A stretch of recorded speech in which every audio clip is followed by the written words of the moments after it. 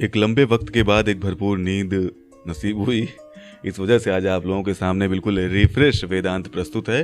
तो चलिए काम पे लग जाते हैं। आज हम बात करेंगे नसीरुद्दीन शाह, जिन्होंने कंगना रनौत के खिलाफ बोला है। उनके इस चाल के पीछे की सारी गणित पर हम लोग आज चर्चा करेंगे, क्या उसके पीछे वजह हो सकती है। तो चलिए वीडियो को स्टार्ट करते हैं। नमस्कार दोस्तों, मेरा नाम है वेदांत और आप देख रहे हैं वेदांत के विचार। बॉलीवुड अभिनेता नसीरुद्दीन शाह ने कंगना रनौत को कोसा। उन्हें लेकर जब कई दिनों तक कोई विवाद नहीं होता है तो ये उन्हें चुभने लगता है, तो वो फिर अचानक से आते हैं और मीडिया में कुछ भी उल जलूल बककर गायब हो जाते हैं, और जिससे विवाद होना तय होता है। इस बार भी जब पूरा देश सुशांत सिंह राजपूत के लिए न्याय मांग रहा था तब वो चुप थे, लेकिन जब प्रकट हुए तो उनका निशाना वो लोग थे जो सुशांत के लिए अभियान चला रहे थे, जैसे कि कंगना रनौत। भले ही नसीरुद्दीन से किसी ने ये उम्मीद न लगाई हो कि वो सुशांत सिंह राजपूत के पीड़ित परिवार के पक्ष में कुछ बोलें, बल्कि उन्होंने तो 2 कदम आगे बढ़ के कंगना रनौत को ही लपेट दिया। और वो क्यों लपेट दिया? क्योंकि कंगना रनौत मूवी माफिया के खिलाफ लगातार अभियान चला रही हैं। वो नेपोटिज्म के विरुद्ध लड़ाई में एक सशक्त चेहरा बन के सामने आई हैं, और ये सब बातें नसीरुद्दीन शाह को पसंद नहीं आ रही हैं, उन्हें बहुत ज्यादा खल रही हैं। हम उनके इतिहास भूगोल के बारे में बात करेंगे, लेकिन पहले ताजा खबर के बारे में जानते हैं और ये समझते हैं कि उन्होंने क्या कहा था। उन्होंने सुशांत मामले में न्याय के लिए चल रहे अभियान को ही कुत्सित करार दे दिया। उन्होंने कहा कि मैं इस प्रकरण पर नजर ही नहीं रख रहा हूं।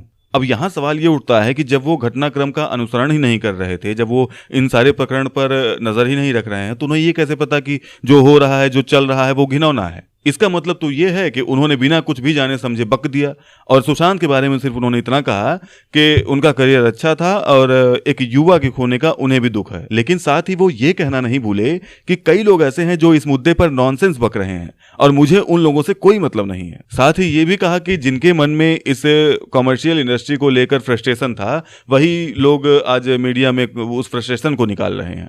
मतलब मूवी माफियाओं के खिलाफ बोलना और नेपोटिज्म के विरुद्ध लड़ाई करना, सुशांत के लिए न्याय मांगना, ये सब फ्रस्ट्रेशन है इनके हिसाब से, नसीरुद्दीन के हिसाब से कि ये सब फ्रस्ट्रेशन है। और फ्रस्ट्रेशन कौन निकाल रहा है, ये किसी से छिपा नहीं है। अगर आप भी ये याद करने बैठे हैं कि नसीरुद्दीन की लास्ट मूवी अच्छी कौन सी आई थी, तो आपको भी शायद कुछ याद नहीं आएगा। और ये छोड़िए, अगर आप बॉक्स ऑफिस पर भी इनकी हिट फिल्मों के बारे में पता करना चाहेंगे तो आपको कई साल पीछे तक जाना पड़ेगा। बॉक्स ऑफिस इंडिया के अनुसार इस आदमी की पिछली हिट फिल्म 2011 में थी द डर्टी पिक्चर, जिसमें इनका सहायक रोल था। इसका अर्थ यह है कि इस आदमी ने पिछले 10 सालों में बतौर सहायक अभिनेता एक अदद हिट फिल्में भी नहीं दी हैं। इनकी पिछली 20 फिल्में हिट नहीं हो पाई हैं। ऐसे में कौन फ्रस्ट्रेशन निकाल रहा है, ये साफ साफ दिख रहा है। जिसके पास काम की कमी ना हो, फिर भी वो एक दशक में कोई हिट फिल्म ना दे पाए, कोई एक अच्छी फिल्म ना दे पाए, और वो ये कहे कि वो दूसरों को बताए कि दूसरा आदमी फ्रस्ट्रेटेड है, दूसरा आदमी फ्रस्ट्रेशन निकाल रहा है, ये काफी विचित्र है। वो कहते हैं कि इंडस्ट्री के बारे में जो भी मीडिया में खुलासे हो रहे हैं वो घृणास्पद है। उनका कहना है कि अगर आपके मन में इंडस्ट्री को लेकर कोई शिकायतें हैं तो वो आप उसको अपने पास रखिए, मीडिया में जाकर क्यों हल्ला मचा रहे हैं, शोर कर रहे हैं। तो यही बात अगर नसीरुद्दीन से पूछी जाए कि आप क्यों कंगना से अगर आप घृणा कर रहे हैं, कंगना से आपको नफरत हो गई है, तो शिकायत है आपके मन में, तो फिर आप क्यों मीडिया में ये सब बातें बोल रहे हैं? आप क्यों मीडिया में जाकर एक महिला के बारे में जहर उगल रहे हैं?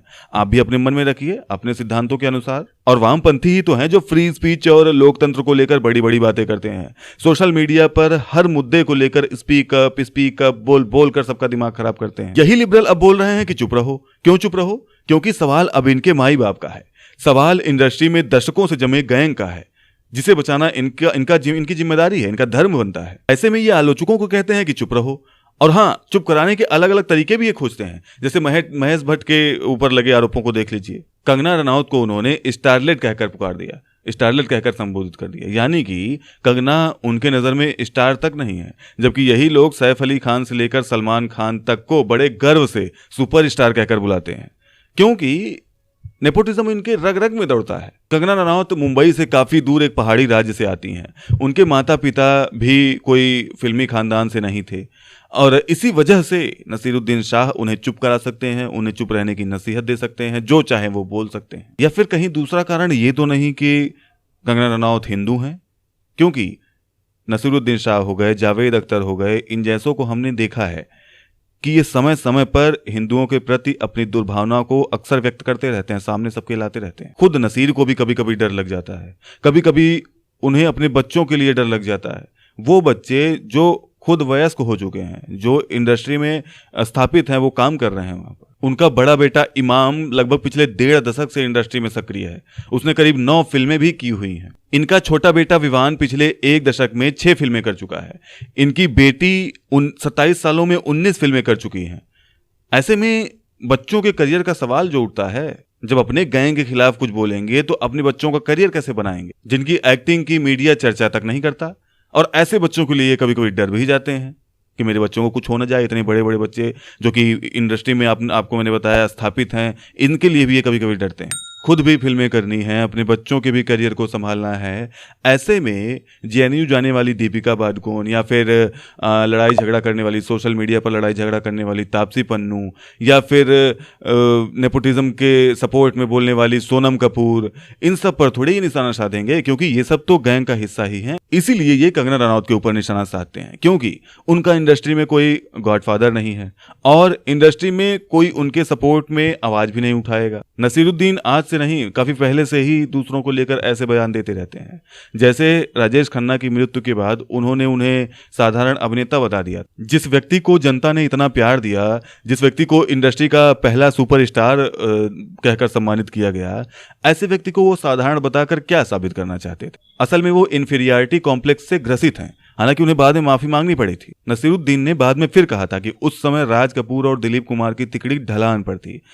इंडस्ट्री को एक आइकॉन की जरूरत थी, जिसे राजेश खन्ना ने पूरा कर दिया था। बकौल शाह हकीकत यह है कि इंडस्ट्री ने राजेश खन्ना को पैदा किया, उनका इस्तेमाल किया और फिर फेंक दिया जब वो पैसे बनाने की मशीन नहीं रहे। बताइए, एक दिवंगत अभिनेता के बारे में इतना संवेदनशील बयान। इसी तरह उन्होंने विराट कोहली को भी लेकर एक अजीबोगरीब बयान दिया था।